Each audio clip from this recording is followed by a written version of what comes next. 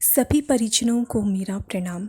आज मैं आपके सामने परम पूज्य गुरुदेव का वो अंतिम उद्बोधन सुनाने जा रही हूँ जो उन्होंने मथुरा छोड़ते समय बोला था। आप सभी को ज्ञात होगा कि परम पूज्य गुरुदेव पहले मथुरा में ही रहते थे। जो उन्होंने महापुरुषचरण किए थे 24 लाख के 24, वो उन्होंने मथुरा में ही किए थे। और उसके बाद फिर वो शांति कुंज में गए थे। तो जब वो मथुरा छोड़कर जा रहे थे, उनके सारे ही जो परिजन थे, जितने भी शिष्य थे, सब काफ़ी दुखी थे। तो उस टाइम पे उन्होंने अपना जो अंतिम उद्बोधन दिया था मथुरा छोड़ते समय, उसके बारे में मैं आपको आज सुनाने जा रही हूँ। इसमें जो गुरुदेव जिस तरह से अपने उद्बोधन को शुरू करते थे वैसे ही है। चलिए शुरू करते हैं। गायत्री मंत्र हमारे साथ साथ बोलिए। ॐ भूर्भुवः स्वः तत्सवितुर्वरेण्यं भर्गो देवस्य धीमहि धियो यो नः प्रचोदयात्।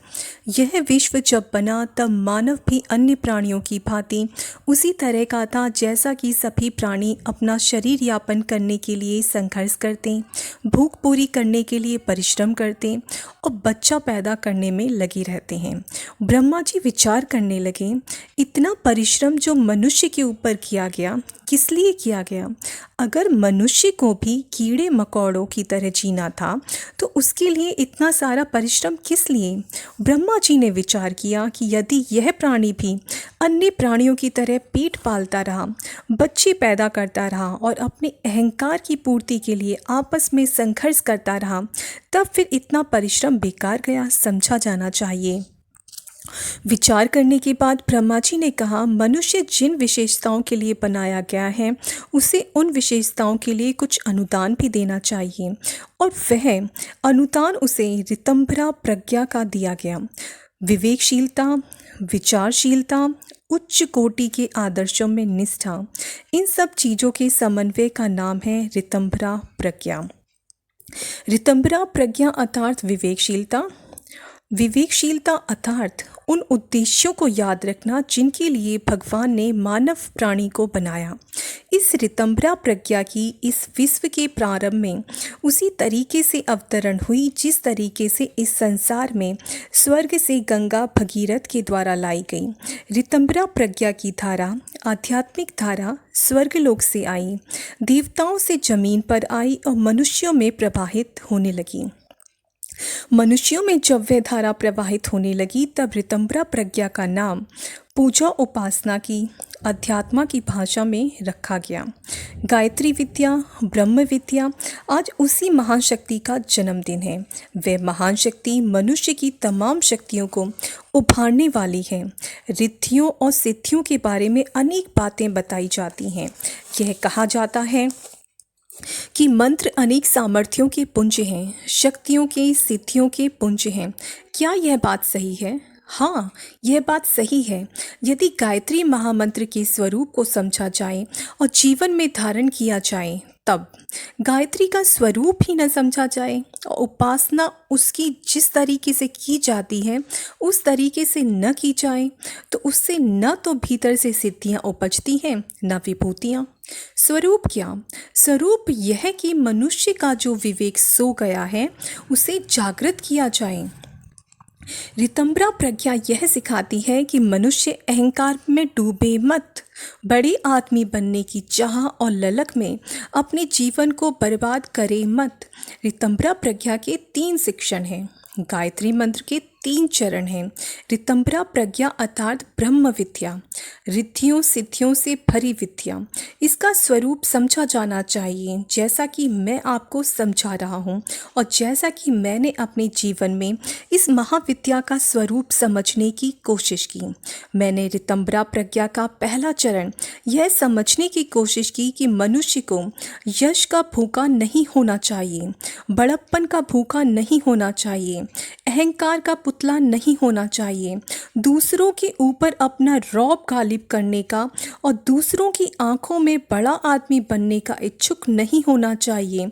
अगर आदमी इस तरह का नहीं बना तब उसकी सारी सामर्थ्य और सारी की सारी जो विशेषताएं हैं भगवान ने जिसके लिए मनुष्य को बनाया है वे उसके पास रह नहीं जावेंगी। मनुष्य निकम्मा और बेकार होकर रह जाएगा। मनुष्य का अहंकार जब तक बना रहा, उसकी पूर्ति में जब तक वह इच्छुक है, तब तक वह भगवान की इच्छा को पूरा नहीं कर सकता। न उसके पास समय बच सकता है, न शक्ति, न पैसा बच सकता है। अहंकार आदमी का बादल के बराबर, सुरसा के मुंह के बराबर है। इतना बड़ा है कि उसमें एक जीवन क्या, हजारों जीवन समाप्त हो जाएं तो भी इसकी पूर्ति नहीं हो सकती। ऐसा आदमी भगवान के लिए काम कर सकता है? नहीं। लोक मंगल और आत्म कल्याण के लिए काम कर नहीं सकता। समय और शक्ति को बर्बाद करने वाले अहंकार को मिटाना ऋतंभरा प्रज्ञा का गायत्री मंत्र का पहला चरण है। दूसरा चरण यह है कि मनुष्य को अपनी दो शारीरिक आवश्यकताओं की पूर्ति के लिए इतना व्याकुल बेचैन नहीं होना चाहिए। मनुष्य को जो शरीर मिला है वह उसके पहनने का लिबास मात्र है। आदमी का लिबास है, घोड़ा है, साइकिल है, और इस साइकिल के लिए इतना बेचैन नहीं होना चाहिए कि सवार की इच्छा आवश्यकता को ही भूल जाए। कलेवर की, इस शरीर की दो आवश्यकताएं हैं। एक यह कि आदमी को भूख लगा करती है और रोटी की ज़रूरत होती है, और भगवान ने जिस दिन वह पैदा हुआ था यह विश्वास दिलाया था कि मनुष्य जब तक तू जिंदा रहेगा तब तक बराबर कोशिश करता रहूँगा और बराबर तेरी सहायता करता रहूँगा। कोई भी दिन ऐसा नहीं जाएगा कि अगर तू अपना पुरुषार्थ करता रहा तो पेट भरने के लिए कमी पड़े। भगवान ने जिस दिन मनुष्य पैदा हुआ था यह शिक्षण दिया था कि माँ के पास गरम गरम दूध के डिब्बे तुम्हारे लिए रखे हैं, और यह सुविधा हमने इसलिए दी है कि जन्म होने पर तुम्हें यह मालूम पड़े कि हमारे ऊपर कोई संरक्षक शक्ति है। उसने यह शिक्षण दिया था। पैदा हुआ था मनुष्य जब कि तेरे लिए धोबिन तैयार, तेरे कपड़े धोने के लिए, तेरा खर्च उठाने के लिए तेरा बाप तैयार। ये मेरे नुमाइंदे हैं तेरे लिए। मनुष्य, पेट के लिए भटकना मत, पेट के लिए सिद्धांतों को भूलना मत। पेट मैं तेरा भरता रहूँगा। जब कीड़ों मकोड़ों का सबका भरता हूँ तो तुझे पेट भरने के लिए चिंता करने की ज़रूरत नहीं है। पेट के लिए कर्तव्य जरूर करना चाहिए, लेकिन अपनी अक्ल और भावना को उस पर बलिदान नहीं करना चाहिए। लेकिन हाय रे मनुष्य, गायत्री मंत्र के इस शिक्षण को लात से रौंदता चला गया और यह उम्मीद लगाता रहा कि उसे भगवान का प्यार मिलेगा, रिद्धियाँ सिद्धियाँ मिलेंगी। कैसे संभव था यह? तीसरा चरण एक और था। इंद्रियां मनुष्य की बनाई गई थी इसलिए कि मनुष्य का जीवन आनंद से भरा हुआ रहे, उल्लास से भरा हुआ रहे। इस विवेकशील प्राणी को हंसने हंसाने की, उल्लास की विद्या आनी चाहिए। इसके लिए उसे जीवा, कान, आँखें एवं कामेंद्रियां मिली हुई थीं, सारी की सारी इसलिए कि मनुष्य आनंदित होकर जिए। पर हाय रे अभागे मनुष्य, इन इंद्रियों के भीतर जो ब्रह्मवर्चस, ब्रह्म तेज था उन्हें नष्ट करता हुआ चला गया। जीव का उपयोग आया होता तो उसने हर आदमी से मीठा वचन और प्यार का वचन बोला होता, उल्लास और आनंद से भरने वाला वचन बोला होता, आदमी को आगे बढ़ाने वाला वचन बोला होता। लेकिन आदमी जीवा इंद्रिय का उपयोग न कर सका। यदि किया होता तो हम में, आप में से हर कोई 100 वर्ष जिया होता। हमने नशे पिए, जायके के लिए मिर्च मसाले खाए जो हमारी खुराक में शामिल नहीं थी।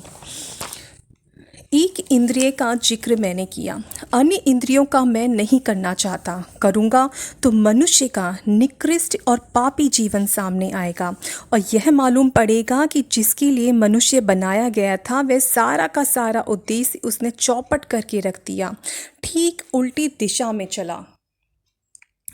ऋतंभरा प्रज्ञा गायत्री, जिसका आज जन्मदिन है, 3 धाराओं के रूप में हमारे जीवन में प्रवाहित होती है, गंगा, यमुना और सरस्वती।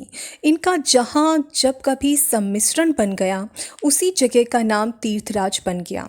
तीर्थराज मनुष्य को बनाया गया था तीन धाराओं के रूप में प्रवाहित होता हुआ, अहंकार से दूर, लोभ तृष्णा कामनाओं से दूर, इंद्रियों के दुरुपयोग से दूर मनुष्य इन तीन पापों से बचा हुआ रहता, तब उसके पास जो भगवान का दिया ब्रह्म वर्चस्व था, ब्रह्म तेज था, वह प्रस्फुटित होता और आदमी तीर्थराज बन गया होता।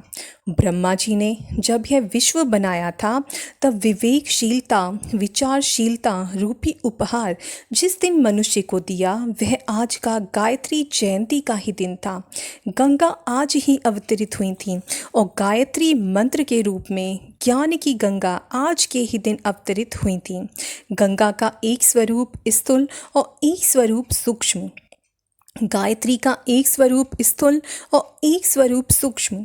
गंगा का स्थूल स्वरूप आप देख सकते हैं बांध, नहरों के रूप में। गंगा खेतों के लिए पानी देती है, बिजली पैदा करती है। गंगा का सूक्ष्म रूप यह है कि जब आप नहाते हैं, यह प्रार्थना करते हैं कि स्वर्ग से आई देवी इस धरती पर प्रवाहित होती हैं और हमारे मन, हमारे अहंकार, हमारी अंतरात्मा और हमारे अंतरंग जीवन, इन सबको साबुन लगाती, मलिनताओं को धोती चली जाती हैं। पाप की कर्मफल को नहीं, पाप वृत्तियों को नष्ट करती चली जाती हैं। गंगा के पानी में नहाने वाले मात्र स्थूल गंगा का ही लाभ उठा पाते हैं। सूक्ष्म गंगा यह सिखाती है कि मनुष्यों के अंतरंग में गंगा की पुण्य, पवित्रता और शीतलता प्रस्फुटित होना चाहिए और मनुष्यों की पाप वृत्ति का समाधान होना चाहिए, पाप के दंड का नहीं। पाप के दंड का तो एक ही बचाव है कि पाप का प्रायश्चित करना चाहिए। आदमी ने जितना गड्ढा किया है, उतना ही मिट्टी लाकर डालनी चाहिए।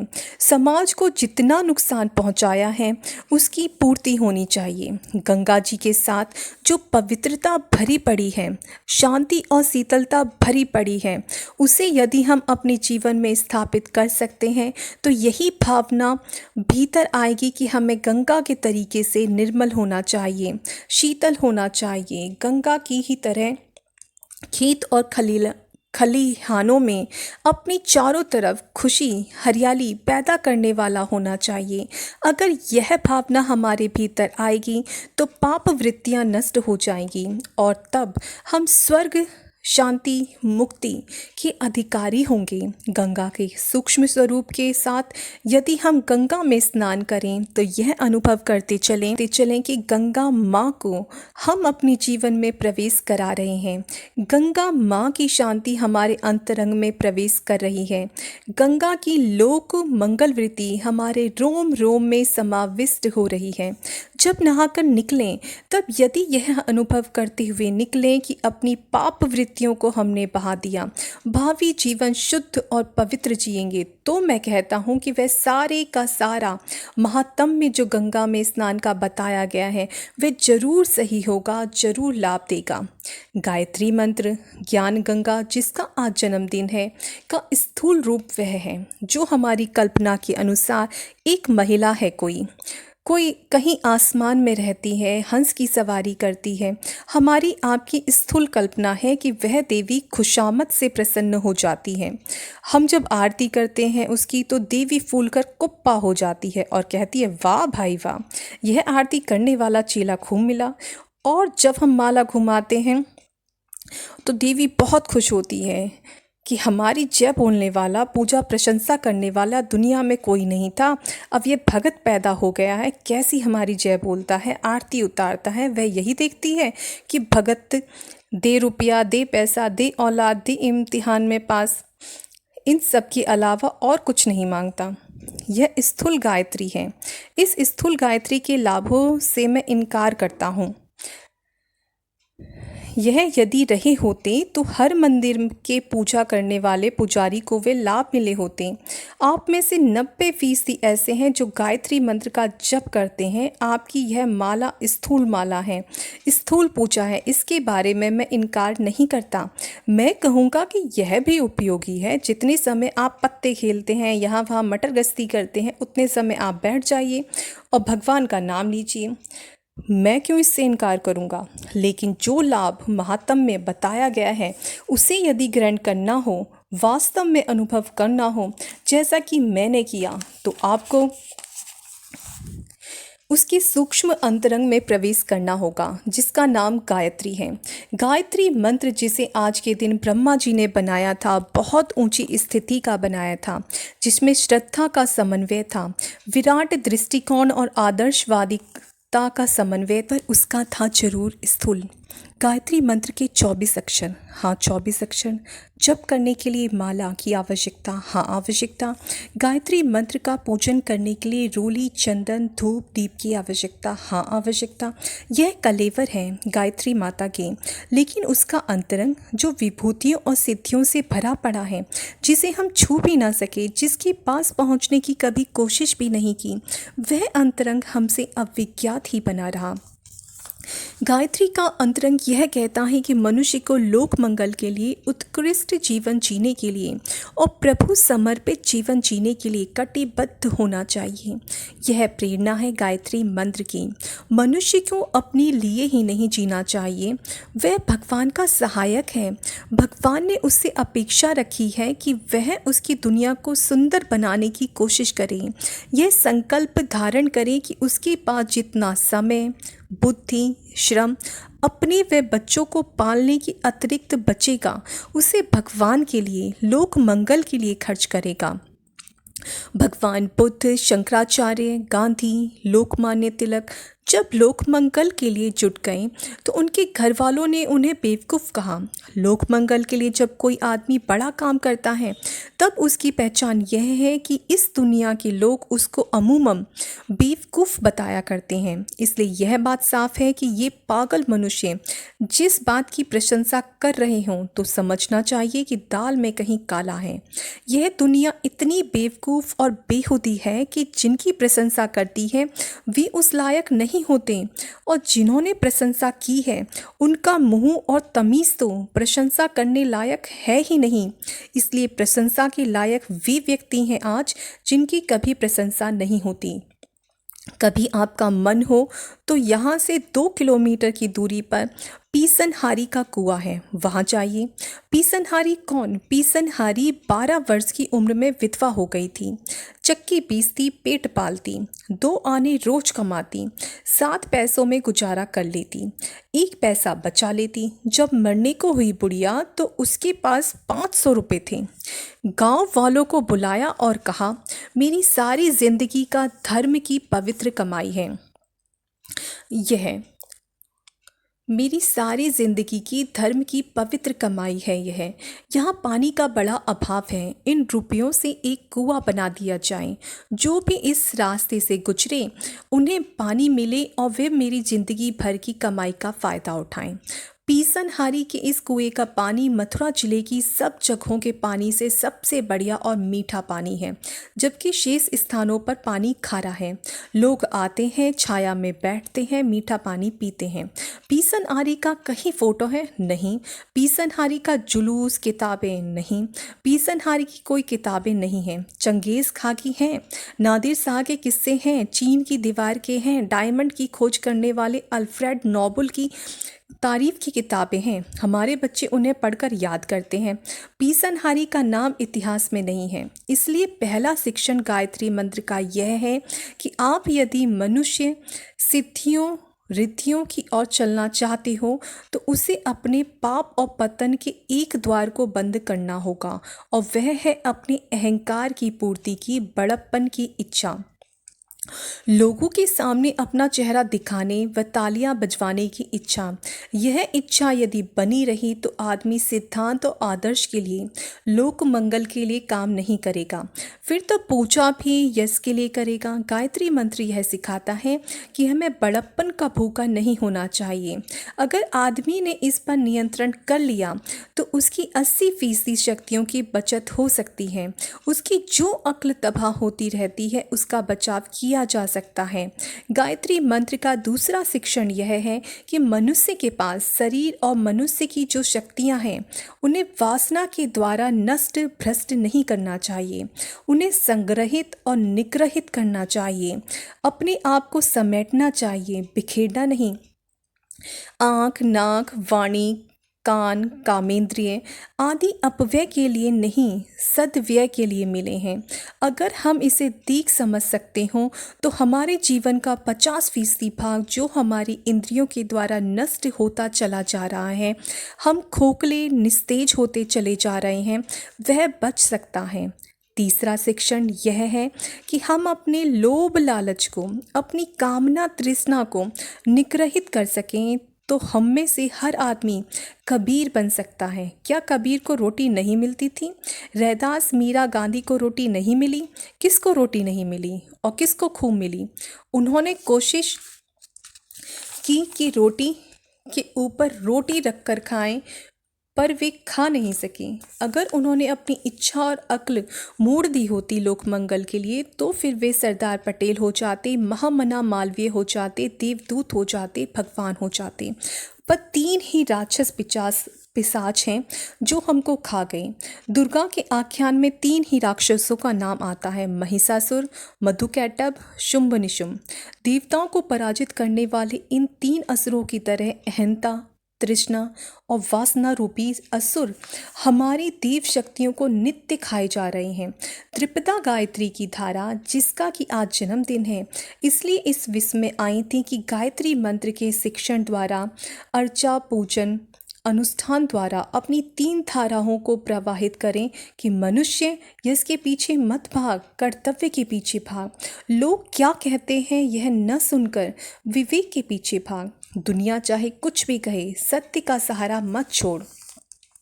आज गायत्री जयंती का दिन हमारे और आपके लिए संदेश लेकर आया है कि हमको चिंतन मनन करना चाहिए, 1000 बार सोचना चाहिए कि क्या हमारा जीवन प्रभु की इच्छाओं पर चलने वाला जीवन है। हमें जो विभूतियाँ मिली थीं, सामर्थ्य मिली थी, उन्हें क्या हम मानव जीवन और भगवान के उद्देश्यों के अनुरूप खर्च कर रहे हैं या हम पेट के गुलाम होकर ही जी रहे हैं। जो इंद्रियां हमारे पास हैं, जिन्हें हम दुनिया में शांति और सुविधा उत्पन्न करने में खर्च कर सकते थे, क्या हम उन्हें पतन के लिए खर्च नहीं कर रहे? इन तीनों प्रश्नों पर आज हमें 3000 बार विचार करना चाहिए। मेरी उपासना की प्रक्रिया इसी प्रकार की चलती हुई चली गई। लंबे जीवन भर मैं गायत्री मंत्र का जप करता रहा, स्थूल उपासना भी करता रहा, पूजा प्रार्थना भी करता रहा, लेकिन अपने अंतरंग में गायत्री की उन 3 धाराओं को, जिन्हें मैं सूक्ष्म धाराएं कहता हूँ, ज्ञान की गंगा कहता हूँ, भगवान की प्रेरणा कहता हूँ, उनको भी अपने जीवन में धारण करने की कोशिश में करता रहा। अब जबकि वह मथुरा के मेरे जीवन का अंतिम गायत्री जयंती का अवसर है, तब मैं आपको अपने जीवन के अनुभव न सुनाऊं तो यह उचित न होगा। इस अंतिम अवसर पर अपने सारे जीवन 60 वर्ष के निष्कर्ष आपको, आप चाहें तो गायत्री चमत्कार का मूल आधार कह सकते हैं, बता रहा हूँ। मेरे व्यक्तित्व में महानता आप समझते हो। गायत्री मंत्र की महत्ता के द्वारा आदमी को कुछ परिणाम मिल सकते हैं। अगर ऐसी आपकी मान्यता हो तो उस मान्यता के साथ एक और मान्यता जोड़ लेने की मेरी प्रार्थना है कि गायत्री ध्यान करने के लिए वास्तव में कोई महिला नहीं, विवेकशीलता और विचारशीलता की धारा के प्रवाह का नाम है, जो इस विश्व में प्रवाहित है, जो मनुष्य के मस्तिष्क को, क्रियाकलाप को और अंतरात्मा को छूता है। ध्यान के समय आप हंस पर सवार हुई गायत्री का ध्यान करें बेशक, लेकिन यह भी ध्यान करें कि गायत्री माता सिर्फ हंस पर सवार होगी, बगुले पर नहीं। हंस पर जो नीर छीर का भेद जानता हो, दूध पी लेता हो, पानी को फेंक देता हो। इस दुनिया में पाप और पुण्य अनुचित और उचित दोनों मिले हुए हैं। अंतरात्मा जिसे अनुचित कहें उसे हम ठुकराएं, जिसे उचित कहें उसी को स्वीकार करें। यह है हंस वृत्ति, यह है हंस पर सवारी। भगवान हम पर सवारी करें, इसलिए हमको हंस बनना चाहिए, सफ़ेद बनना चाहिए। यदि यह विवेकशीलता हमारे भीतर आ जाए तो हमारे जीवन की दिशाएं बदल जाएं। इस विवेकशीलता को मैं ऋतंभरा प्रज्ञा कहता हूँ, गायत्री जयंती गायत्री कहता हूँ। अगर यह हमारे अंतरंग में आ जाए तो हमारे जीवन का कायाकल्प हो जाए, हमारे काम करने और इच्छा करने के ढंग बदल जाएं। तब हम भगवान बन जाएं। हमारे पास ना लक्ष्मी की कमी रहे, ना विभूतियों की। मैंने गायत्री उपासना को ऋतंभरा प्रज्ञा के रूप में समझने की कोशिश की और समझाने की भी, लेकिन लोगों ने उसके बाह्य कलेवर को, जो सुगम था और ऐसा मालूम पड़ता था कि हमारी कामनाओं और इच्छाओं को पूरा करने में सहायक है, उतने वाले हिस्से को पकड़ लिया और बाकी वाले हिस्से को गए भूल। असंयमी रोगी के लिए अच्छा हकीम कौन? वह जो मनमर्जी का भोजन करने दे। सबसे अच्छी देवी कौन? जो हमारी कामनाओं को पूरा करे। वही देवी है गायत्री। अपनी इच्छा के अनुरूप हमने देवताओं को ढालने की कोशिश की, इसलिए देवता की समीपता से पूर्णतया वंचित रहे और वंचित ही रहेंगे। जिनने भगवान की इच्छा के अनुरूप स्वयं को ढालने की कोशिश की, वे भगवान की कृपा पात्र बन गए और सारे महात्म में गायत्री के प्राप्त कर सके।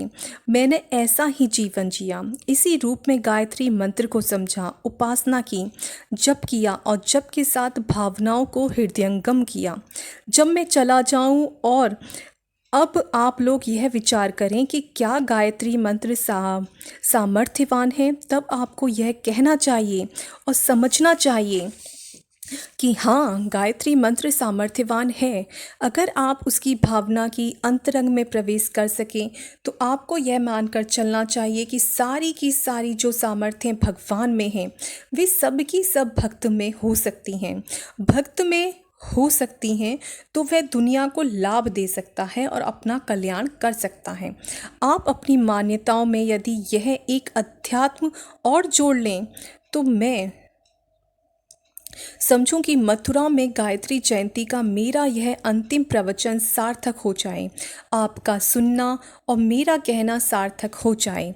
गायत्री मंत्र और गायत्री विद्या का आविष्कार जिन महामानवों ने किया था, उनका उद्देश्य और प्रयोजन पूरा हो जाए। इन शब्दों के साथ मैं अपनी बात समाप्त करता हूँ। ओम शांति। अगर आपको इस प्रवचन में कुछ भी अच्छा लगे तो वो गुरुदेव का आशीर्वाद समझकर अपने जीवन में धारण करने का प्रयास करें, और कुछ भी गलती या कमी लगे तो उसे मुझे मेरी भूल समझ के अपनी छोटी बहन को माफ़ करने का प्रयास करें। और साथ ही मैं आपका सुझाव चाहूँगी कि इतनी वीडियो थोड़ी ज़्यादा लंबी हो गई है, तो क्या मुझे भविष्य में ऐसे पूरे वीडियोस लाने चाहिए प्रवचन के, या थोड़ी थोड़ी जो छोटी छोटी क्लिपिंग्स हैं बीच बीच में से प्रवचन की, वो लानी चाहिए? तो प्लीज़ मुझे अपने सुझाव ज़रूर दें। आपके सुझाव मेरे लिए बहुत कीमती हैं। इन्हीं बातों के साथ मैं विराम लेती हूँ। सभी को प्रणाम। जय गुरुदेव।